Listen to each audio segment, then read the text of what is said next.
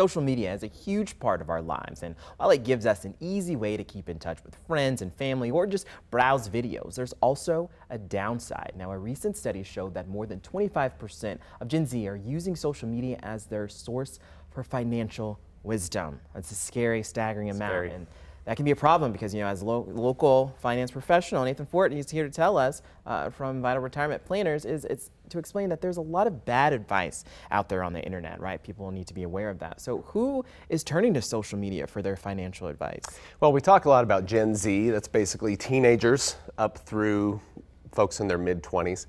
But it's not just them. We have millennials and even boomers are getting financial advice, getting their financial literacy from social media. And what you have to understand is you have so many individuals and corporations that are just screaming for your attention.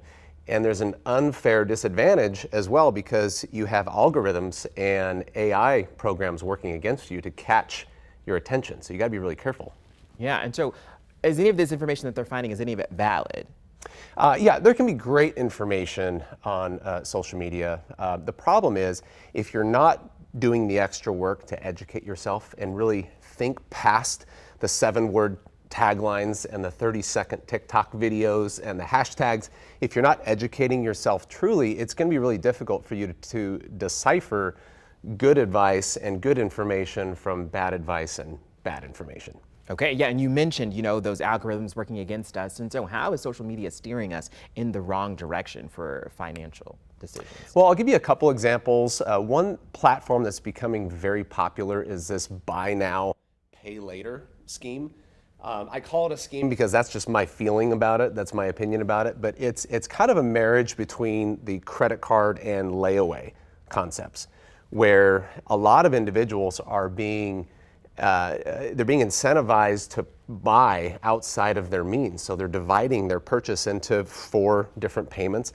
It's kind of like the donut phenomenon, where you may not be willing to eat a donut, but if you chop it up in little pieces, throughout the day, you may find yourself eating a half a dozen by accident. Oh, wow. Yeah, that's a really good way to put it, like a great analogy to kind of put that in perspective. So where can people find this reliable financial advice? Well, you want to work with an investment advisor who is a fiduciary, someone who's experienced in this space. And there's a lot of great information in books. There are great courses you could even take. The main takeaway is get educated. And that's not just flipping through TikTok or Instagram profiles, but take time to understand concepts, ask questions, work with professionals who are experienced and trained in this space, and don't try to go it alone.